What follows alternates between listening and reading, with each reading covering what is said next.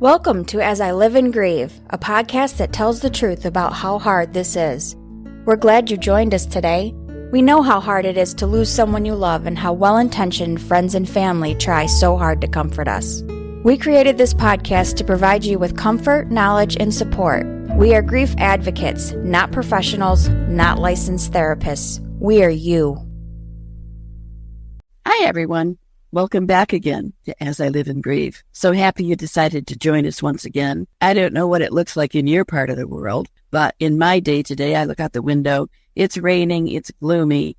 But, to me, that's the perfect day for a great conversation. And I'm going to have a great conversation for you with a great guest. With me today is Warren Kozak.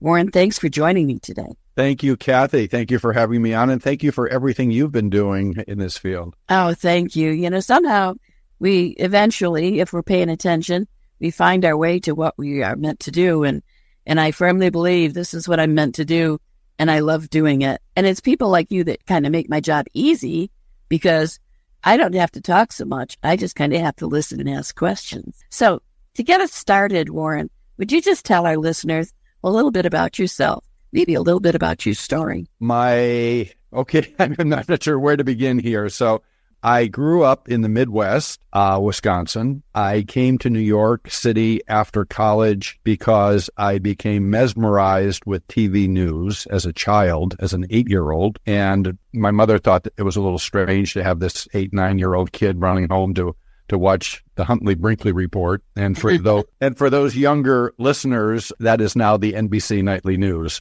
And I started work at ABC. I spent a lot of my career there. I lived in Washington for a while. I lived overseas for a while in China in the mid-'80s. And I came back to New York, started working at ABC again, and met the most phenomenal woman in the history of the world.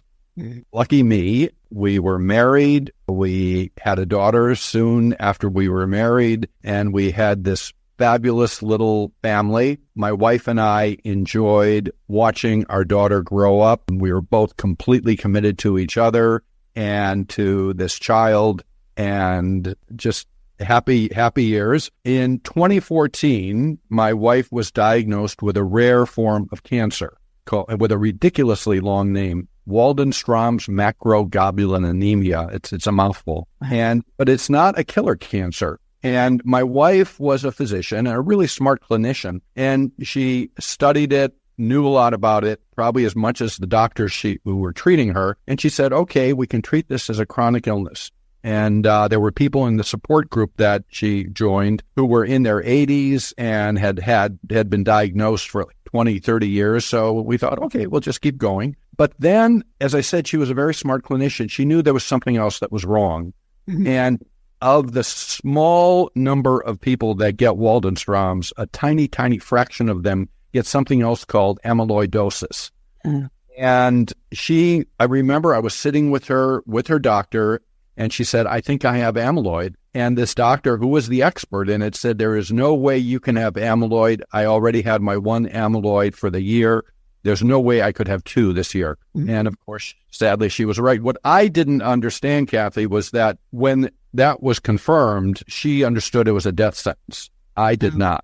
And I did not accept it. The last 2 years were horrible, and she was mostly in the hospital. I was taking care of her. I was taking care of our daughter. She was just finishing high school and I'm about to go to college. I had a day job that I was doing remotely, and I can talk about that later. But I will say I had and have the most wonderful boss in the world who allowed me to work remotely, and this was before COVID, so I could be with her, and I was with her for the last 2-3 years of her life, mostly in the hospital. And then she passed away on January 1st, 2018. So that's about 6.5 years, almost exactly. I think about the same number that you're dealing with, right? Correct. Tom passed in March of 2018. Yeah, it's very close. Mm-hmm. And about 5 years after Lisa died, I went back to my diary. Do you keep a diary by any chance? I used to. I don't anymore. Okay. I started when I was working on a presidential campaign, and I didn't know what city I was in. And I started just keeping track of the cities, and it became a habit. I went back after 5 years to look at the last few months of Lisa's life and what happened directly afterwards. And I was very surprised by a couple of things that I had buried. I didn't want to think about because those were such days. And I also wondered why I went back. And I think it was just to reconnect with her. It was the last time I saw her.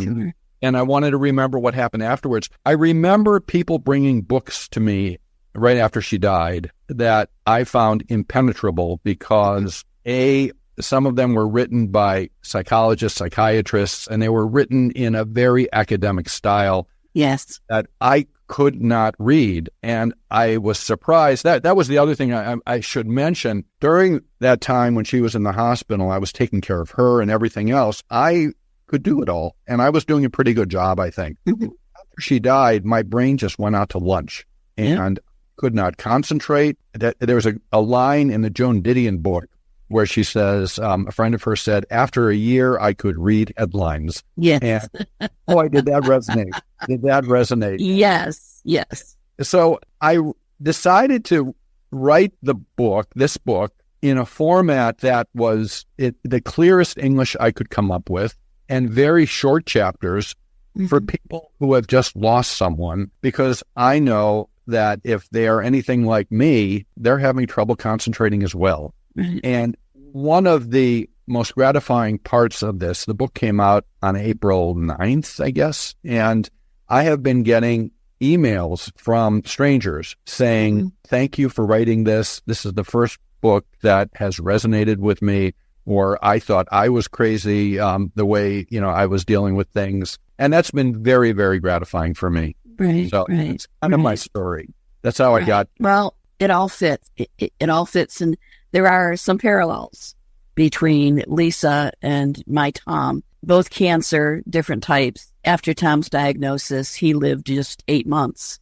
But I know that time of waiting, and I knew immediately, ours was a little opposite than yours, that as soon as the doctor came in the room and said, we have the biopsy results back, Tom, you have a glioblastoma multiforme grade 4. I knew that was the kiss of death. I knew that was the terminal diagnosis. Tom either didn't get it or just wasn't rational at that moment. To be fair, he had had brain surgery to get that tumor out, but still, I don't think it ever really hit him, or he just never really wanted to verbalize it. So I knew immediately, and then the doctor took me in the hall and said, I will tell you 3 things about this type of cancer. It's extremely aggressive. It is totally different for every patient, and there is absolutely positively no cure. And that was so, we went 8 months. But to catch our listeners up, the book Warren mentioned is his book, Waving Goodbye, Life After Loss. And he is absolutely spot on correct when he says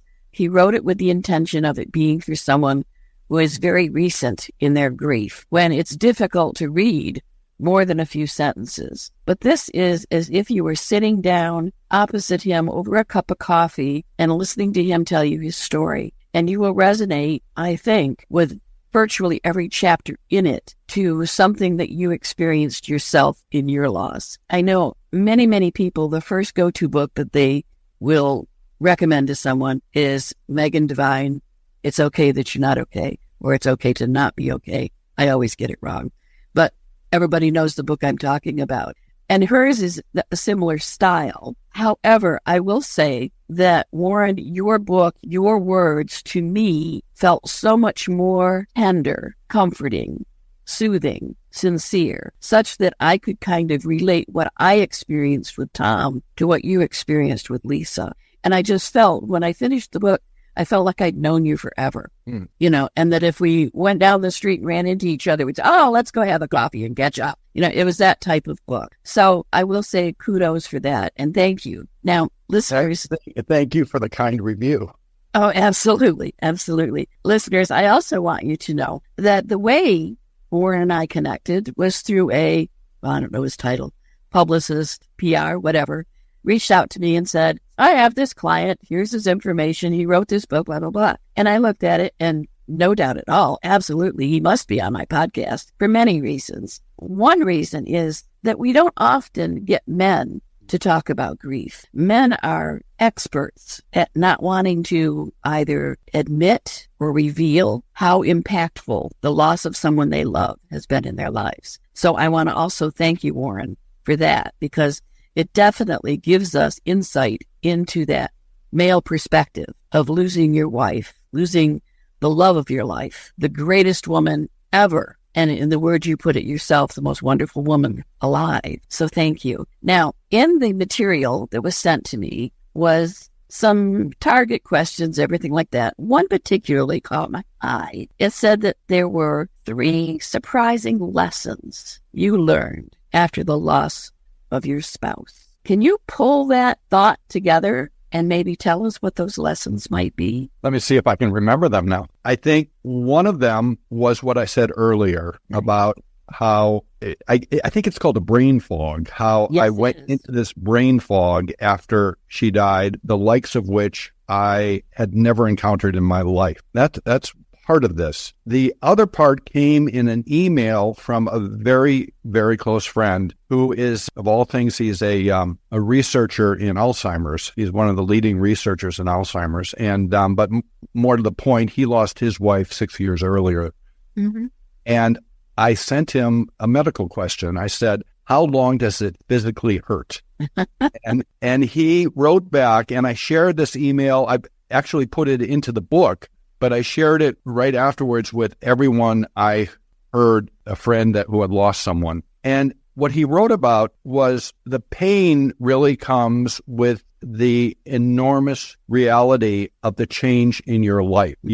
The old person is gone. The person you were with your wife, the person you were even before that is gone. And you have to recreate everything. And I didn't, when he wrote this to me, and this was just a couple of months, maybe a month after Lisa died, I didn't quite understand it. It took 5 years to understand it.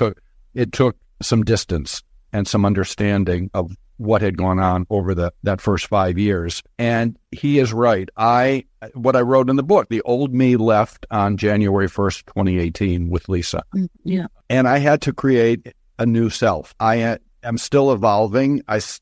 This new self hasn't quite materialized it or cemented itself. And that might be the case for the rest of my life. But I think that was the biggest challenge and surprise that I have faced. And I will say, if there's a lesson in all of this, and what I wanted to tell people, especially those people in that first year, is that pain that immediately hits you will lessen. And I would not have believed that if I had been hearing it at that point. And there's a complete logic to it, because the pain is created because that person that person's not going to walk back through the front door, right? Right. So you just think that is the pain you're going to deal with for the rest of your life.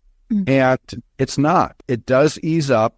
You do learn to live with it. I learned to live with it. It doesn't always go away. I talked about crying, how I could not control my crying in that first year. And it happened in the most embarrassing places. I'd be on I'd be on the elliptical at the gym. I'd be walking down the street. I'd be in a work meeting and I have to get up and go to the bathroom.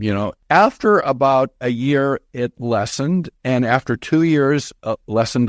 There was less of it, but it still comes up. And now the way I describe it, it comes up like a sneeze. You can kind of feel it coming on, and the duration is about as long as a sneeze. But it's still there. And, I can tell you it's brought on sometimes by music. It's brought on sometimes by kindness. And it's brought on sometimes by reasons I cannot even fathom. I don't know. So you do get better. And then one day, and it was about 5 years out when I decided to write the book, I was walking down Madison Avenue. I live in New York City. And I was walking down Madison Avenue on an absolutely gorgeous October day. It was one of those perfect fall days. And I was I had my AirPods in, and I just was listening to the most beautiful piece of music. And I suddenly realized something. I realized I was happy.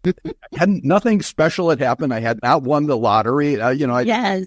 I didn't get a big raise at work. I was just happy with being alive. And I thought, I didn't think that was ever going to happen again. Yeah. And that was wonderful. And that was one of the things I tried to tell in this book, that to give people assurance. And everybody is different, and everyone, I talked about two really good friends who lost their wives in the same year, and they met someone and remarried within a year, both. And I didn't. I couldn't. But another friend said, and he had this great metaphor. He said, it's like fingerprints. Everyone's fingerprints are different, and everyone handles this differently. And there's no right way or wrong way in the process. So yeah, absolutely correct. Yeah, I love what you said about that moment. You said, "I'm happy," and for a brief second, it's almost like, should I be? Should I? There's also guilt. Do I have the right to be happy? And I know I have told people lately that I am at this point probably the happiest I've ever been in my entire life. And part of me feels bad to say that, but it's the truth, such that everything I've experienced, even grief, somehow has morphed me into the Kathy that I am today. Into the person that you are now. Exactly. And the Kathy I am today is happy. So I appreciate all those trials and tribulations. Didn't appreciate them much at the time, I will say. And I've been through a number of them. I have some interesting stories. But yeah, I'm happy. Even though I grieve, I'm happy. And, the other thing I wanted to say, and maybe to ask a question as well, is when you're in that initial phase, and it's awful. I mean, grief sucks. There's no two ways about it. It's horrible and it's unfortunate. Nobody really should have to go through it, yet we must. At some and at several points in our lives, we are going to go through grief. And my light bulb moment for grief, and I mention this a lot, but it's because it's my favorite, is a line in a quote by Jamie Anderson. And I confess, I really don't even know who Jamie Anderson is, but I'm happy to attribute this every single time. And she said that grief is merely love with no place to go. And that's exactly what it feels like. You have all this love in your heart, but the person who used to be there, who used to be the target and the recipient of all that love is no longer here. Yeah. So this ball of love is just in your heart. So when you find other ways to kind of release that love, for me, it's with my family, especially my two grown grandsons now. I will forever follow them and what they do. One is a lead guitarist in a band, and I love going to his gigs. Never thought I'd be going out to bars again at my age, but I'll go, and I'm there cheering him on. I love it when he just riffs and shreds those solos. And the other is my younger grandson, AJ, who's a senior and graduating high school. We're not sure what he's going to do. We think he's going to go to a trade school. But right now he plays soccer a lot, and Graham is there at every game. And I finally, after all these years, he started, I think, when he was 4 years old. Finally, after all these years, he's 18 now. I understand most of the rules of soccer. His last season, and Grandma finally gets it. But those are the things that make me happy. That's where I have channeled the love that, because of my grief, has no place to go. That's where I've directed my love. And it makes me happy. Now, there's this ambiguous they out there. When you're grieving, you need to do something. Find something you like. Do something. Did you do anything to help you in your grief? Did you exercise more? Did you go for walks? Did you go out and drink? Did you do anything? I did. And I didn't even realize that I was doing exactly what you just said. I was trying to find things that would keep me going. And there was never any question that I would keep going because I am a firm believer that the greatest gift we got in our lives was the day we were born. It's life, right? Mm-hmm. Right. I have a daughter, and I feel very responsible for her, and I feel very grateful for her. I also talk about the gratitude that I have had, I had a great marriage. Not everyone has a great marriage. Right. I had a child, not everyone. There are people desperate to have children who have not been able to. I have a profession, a job that I think I'm a modest person, but I will say I think I'm pretty good at it, and it gives me a great deal of satisfaction. I also have my health, and I am grateful for that. What I did right afterwards was I really concentrated almost every day on exercise. That helped me. Doesn't help everyone, and not everyone. I don't think I ever saw my dad exercise one day in his life. And he would always say, he had enough of it in the Army. He didn't need it. Yeah, there you go. Yeah. And so it was exercise, it was work, it was my daughter. Those were the three things I concentrated on afterwards. I didn't get any great enjoyment out of going out or eating. I lost a lot of weight afterwards, and people would say, "Hey, you look great." And I would say, "It's the grief diet. You don't want to try it."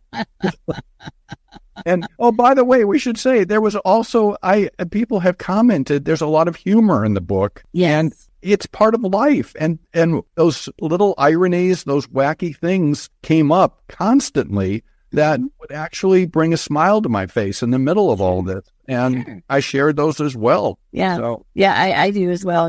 With Tom, it was hot sauce and Jim Hortons. Those are the two things that will always bring a smile to my face and make me think of Tom. So this is about the time in the podcast where I turn the microphone over to my guests. And I'm going to do the same for you, Warren. I'm going to give you the floor and let you speak directly to our listeners.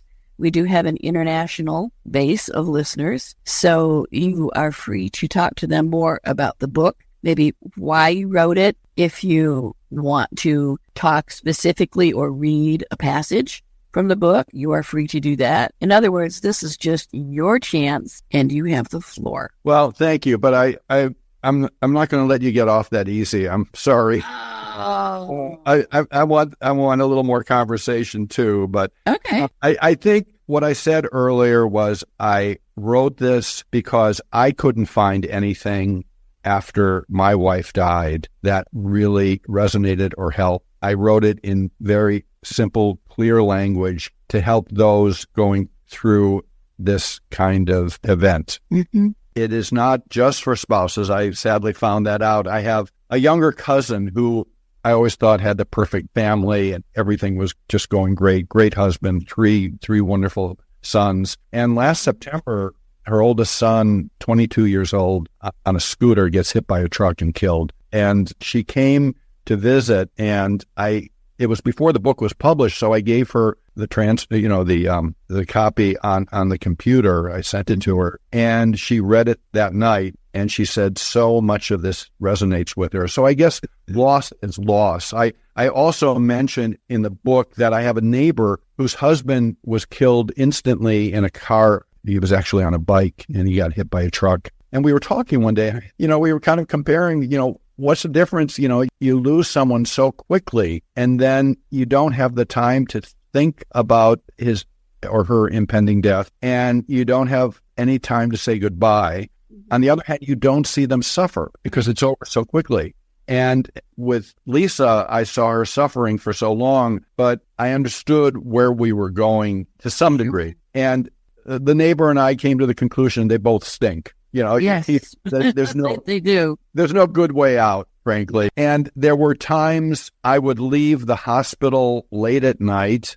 I would stay with her until quite late. I remember seeing the concern in the night nurses looking at. I will always remember that. And it was in their faces. They didn't say anything, except there was one nurse that was asking me if I was eating. She was checking up on me. But I remember coming outside and just gulping in the air, gulping it in after, being in a hospital for hours and hours. And then also feeling so guilty that I could come out not understanding why me? Why was I able to come out and escape it for a while when Lisa was still stuck there with the beeps and the machines and the the smells of the hospital and the constant interruptions.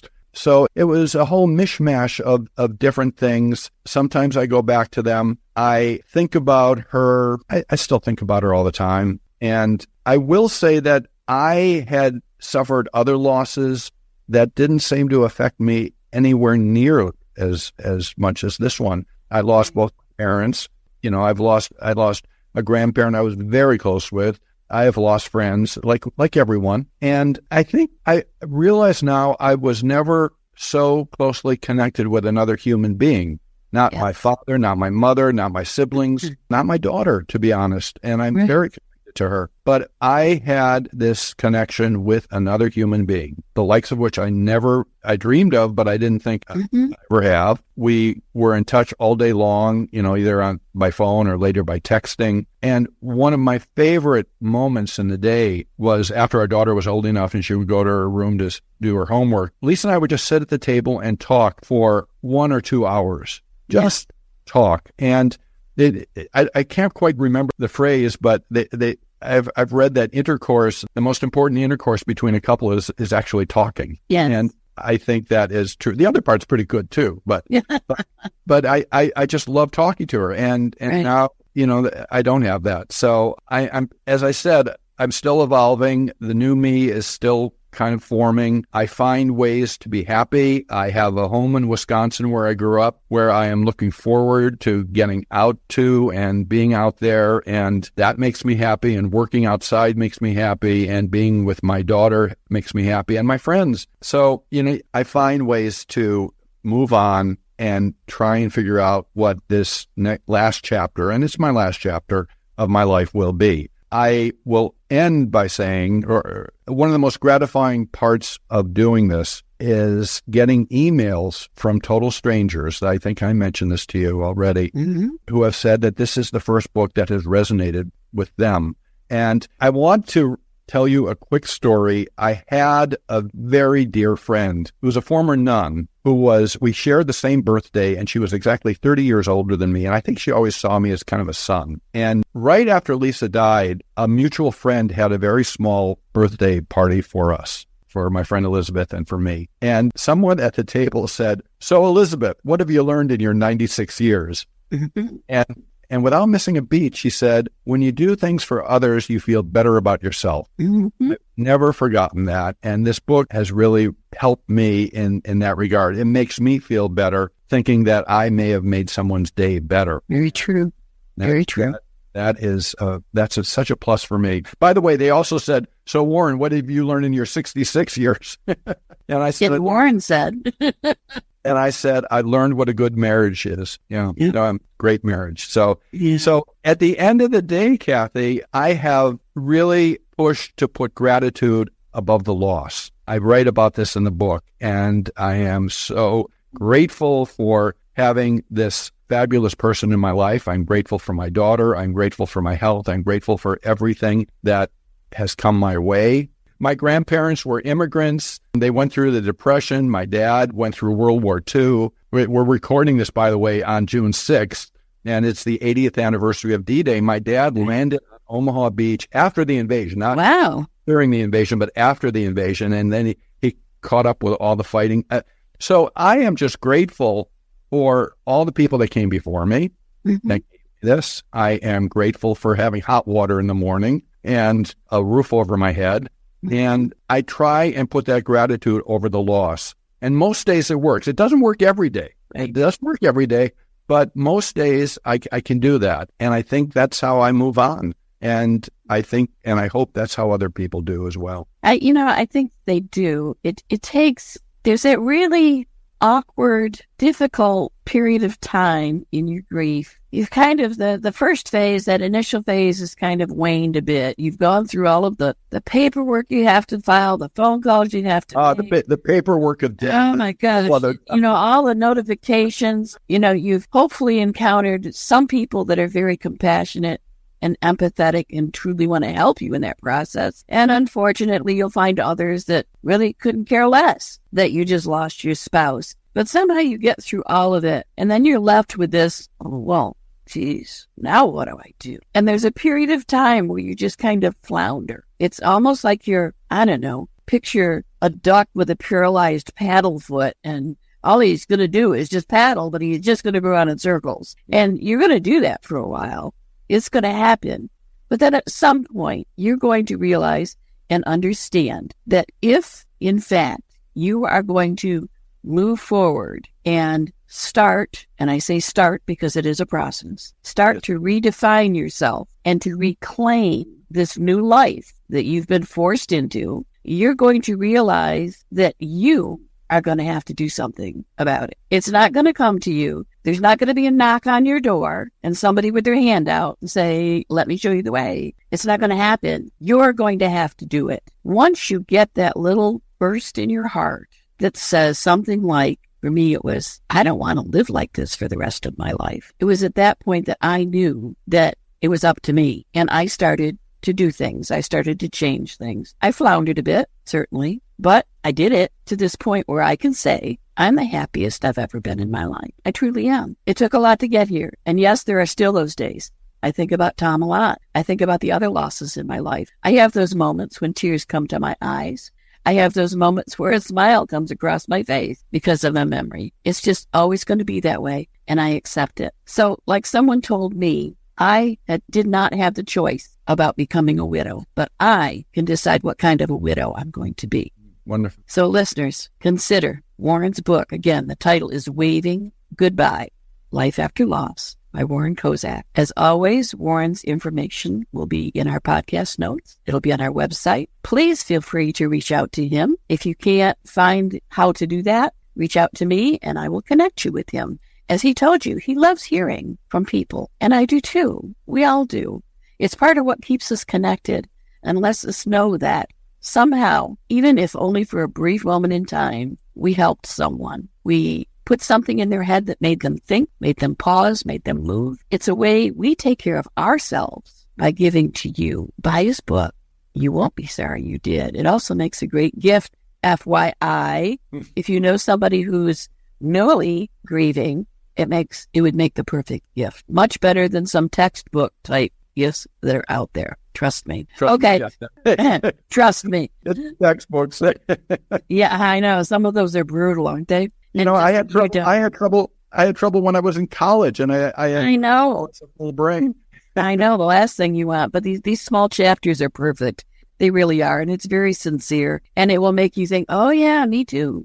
It'll help you know and realize that you're not crazy. We've all gone through it. So take care of yourselves. Come back again next week, but really, we love you. Keep going as we all continue to live and grieve. Thanks, Warren. Thank you, Kathy. And I love the way you end that. Keep going. We got to keep going. Absolutely. Thank you so much for listening with us today. Do you have a topic that you'd like us to cover, or do you have a question from one of our episodes? Please email us at info@asiliveandgrieve.com and let us know. We hope you will find a moment to leave a review, send an email, and share with others. Join us next time as we continue to live and grieve together.